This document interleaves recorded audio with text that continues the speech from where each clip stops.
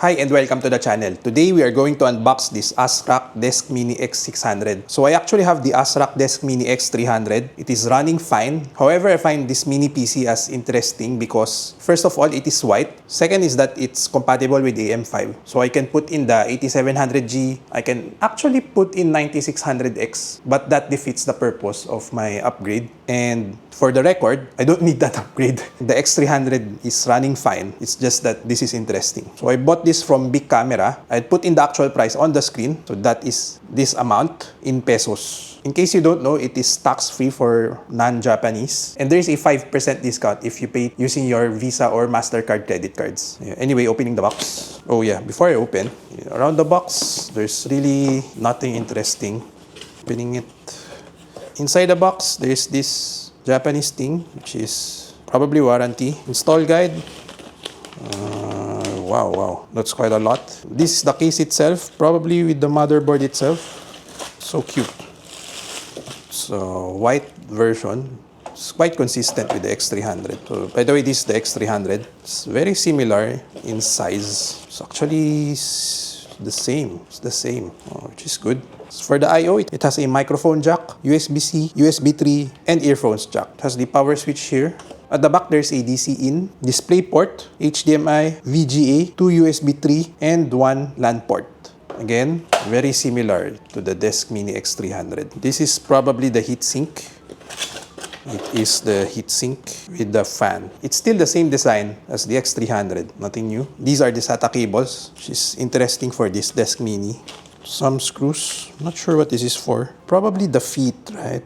Yeah, it's probably the feet. I didn't install the feet previously, but I will still not install now. Wow, what a big plastic bag for one screw. Oh, the power cable is smaller. I mean, the power brick is smaller. Power brick is now powered by FSP. For reference, this is the X300 AC adapter. It's also 120 watts. Basically same specs, but different size. That's an upgrade. Yeah, and then the voltage, if you will buy things from Japan, make sure that it is multi-volt. For example, this is 100 to 240 volts input. There's also 50 to 60 hertz. So Japan runs on 110 volts, I believe. In the Philippines, we are at 240 volts. I think this is the Mickey Mouse adapter. Let's set this aside. The thing in Japan though is that by default, it's 2-prong, not 3-prong.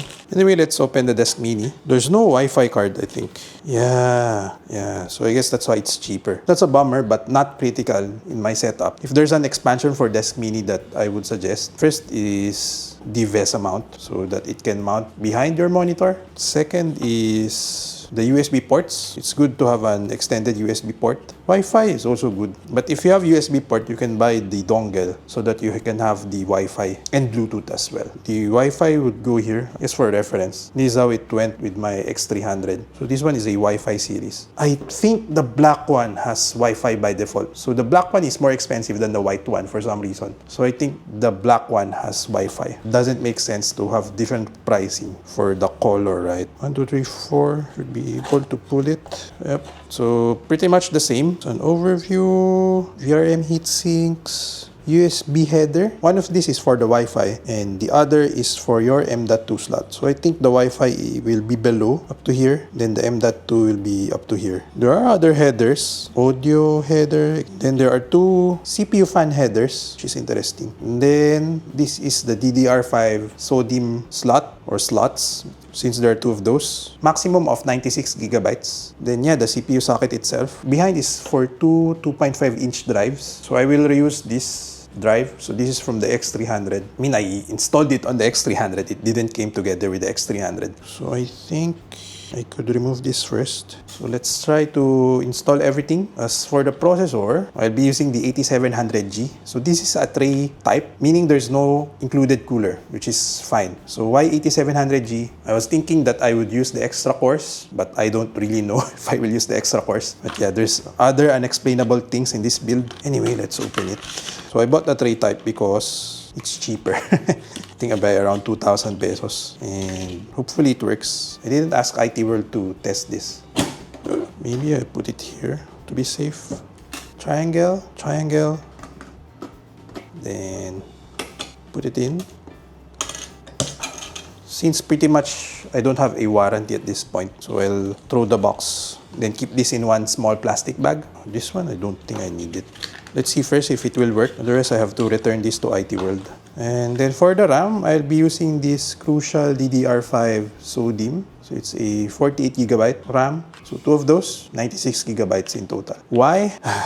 I said this 2 years ago that I would install some hypervisor inside the DeskMini X600. Then I would try some Kubernetes installment. Nothing of that happened, but I'm still hoping that it will happen this time around. Yeah, so that's why I bought 96GB. I could buy two 32GB, but decided to go with the biggest capacity that I can get. The problem with this is that it's kind of niche. The cheapest one that I found is from DataBlitz. The next one is Netcodex. And then the third one is from IT World. However, it was out of stock at DataBlitz. And then they don't sell the tray type of this 8700G. So overall, I think it was cheaper for me to buy from IT World rather than buying this from IT World and then buying this from Netcodex and then delivered separately. Anyway, let's try to insert this. Oh, it's the other way around. It has 1, 2, 3, 4, 8 chips here and another 8 chips here. Total of 16. So it's like 3GB per chip. And I think this is the controller. Oh, sorry. This is the controller. Then just slot it in. And yeah. The other important part is the SATA connector. So this is a proprietary SATA connector. There was a comment in my previous X300 build where to buy the SATA connector. To be honest, I don't know. So the best one to ask is ASRock themselves, right? This is also new. There's like a tape here. Let's check the manual. Might miss something crucial or important. Just says to connect. So I guess this is to pull the thing out in case you want to dismantle it. For now, I don't see any need. So I'm just putting this here. Then just push it.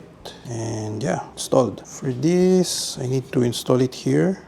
And then there's this thing here where you can insert your SSD. Then it will just snap to it. You can secure this further using screws. But in the past, I didn't. So at present, I will still not. It's pretty much earthquake proof. I mean, the mount is earthquake proof, right? It won't fall down. So you can secure it further using screws, but for some reason, this is not aligned. I think I can push it further. Or there's no need to push, right? And then this is the last one. I think this is around... Let's measure this. This is the right height for this case, right? So the height is around 45 millimeters. 44. So you can have a cooler 4.4 cm or lower. So in the ASRock website, they'll tell you that it is compatible with the Noctua L9A-AM5 and then the Jones Bow as well. But my stand here is to not waste money because you already have a free one. Anyway, put this here, then this here, then mount. Right, easy. The problem with this setup is that it will get loud at some point. My DeskMini gets loud currently. It's not bothering me, to be honest. Anyway, just plug the fan to the fan header, and there you go. It's done, right? So it's quite fast today because I don't have to install the Wi-Fi card, which is good and bad. Anyway, I could actually try this now. Going back to this cable. So yeah, in Japan, they're used to have this. So the ground is separate from the plug itself. So like us, we have 3-prong. Not sure where you can buy this Mickey Mouse. Where you can reliably buy. I guess that's the term. Reliably buy.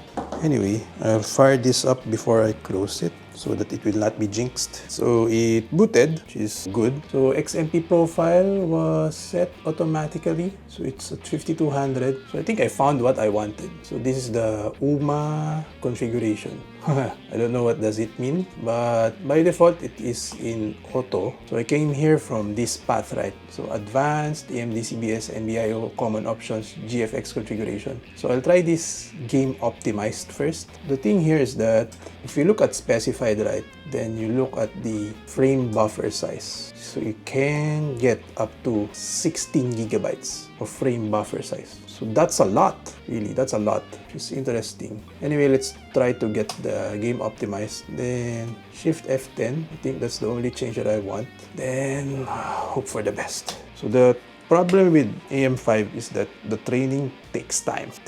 So yeah, let's wait. Then I'll turn this back on again once I get the result. So good, I'm on Windows now. I don't think I have drivers for this. So I think I have to plug this to the LAN and yeah, install drivers, then I think it's good to go. At least for this video, right? So now it's 91. Reserved is 4.4 gigs. I think by default, if you have it game optimized, it will run at 4 gigabytes. So let's try the 16 gig buffer. So now I'm going to set it as 16 gig, then hope for the best. It seems that it took the 16 gigabytes, which is wow, that's just wow. Having 16 gigabytes of buffer for your iGPU is interesting. I think the 96 gigabyte upgrade, or I guess the extra 32 gigabytes was worth it. Time to close this. So to close this, the technique is you do it like this. You should see this side, right? It should be just right. Otherwise, you will hit everything. Then it will just fall into place. Then of course, just screw the backside. So far, I'm happy about this because of, first of all, the RAM. Second of all, the VRAM buffer was very interesting. As for benchmark, I tested FA15 in 1080p in both standard and light preset, also in both 2GB and 16GB. On standard preset, it averaged at 31.94 FPS with 2GB of VRAM and 33.99 FPS with 16GB of VRAM. On light preset, it averaged at 41.61 FPS with 2GB of VRAM and 39.25 FPS with 16GB of VRAM. Which means two things. First is that this game is playable in 1080p lower preset, but you will not get 60 FPS. The other thing is that VRAM doesn't matter that much in this 2018 game. I also tried playing the playable demo, which was actually enjoyable. Feels like a GTX 1050 Ti to GTX 1650. I also tried Monster Hunter Wilds benchmark in the lowest preset. This also enabled FSR in ultra performance. The 2GB VRAM averaged at 26.91 FPS, while the 16GB VRAM averaged at 31.28 FPS. While it looks like the 16GB is a 20% uplift in performance, making it playable, the reality is that it becomes a blurry mess in some parts of the benchmark. Furthermore, it dips to 20 FPS as well, making it unplayable in some scenes. The other reality is that this build has a graphics capability of an entry-level 2019 chip, so don't expect big in terms of gaming. It can play my old games, but definitely not Expedition 33 on 4K. As for the temps while benchmarking FA15 in 1080p Lite for 30 minutes, do note that this build has been running for 2.5 months now, dust has accumulated, it is behind two machines, and therefore it is in a not so ideal condition. Take the data as you will, but the CPU temps averaged at 79.34 degrees Celsius with a max temp of 86.2 degrees Celsius. The iGPU temps averaged at 77.78 degrees Celsius with a max temp of 84.6 degrees Celsius. It is definitely hot, but within operating temps. However, the problem is the noise, as the fan speeds averaged at 3,499 RPM with a max of 3,680 RPM. As for the motherboard BIOS itself, I find it amazing. There are tons of options inside, and you can actually plug in a 180-watt adapter if you want a beefier CPU, given that your cooler can handle it. Another is this 16GB VRAM, given that you have a use for it. I mean, I'm not sure if it has a use, but at least it is there. The marketing is also good in my opinion. They did not overpromise on the CPU compatibility and VRAM capacity. They also mentioned my original intent on this kit, which is a mini data center. The price is also not bad if you think about it. For 10,500 pesos, you get an AM5 motherboard, a case, power supply, and a cooler. A basic ITX AM5 motherboard alone would already cost this much. If you could withstand the noise, you could save a few bucks by buying a tray-type CPU rather than a boxed CPU with fan. However, availability is an issue. I don't see it in the Philippines that often. I saw one in Barebones, which is now a broken link. Is it worth it going to Japan for this? Maybe not, but if you are already there and it fits your use, say a mini home lab PC that can game a few, definitely worth it. The other issue is AMD, as the 9000G series is rumored to be just a rehash of 8000G, meaning we will not get the newer Strix Point silicon. Anyway, overall, I like the DeskMini 600. There was virtually no increase in price against the X300, and again, it fits what I need. Did I actually need the replacement? Maybe not, but I was happy that I did anyway. For DeskMeet though, I will not look at this since it is a bigger case and I don't have a need for it for now, but who knows in the future. Anyway, that's it. Bye!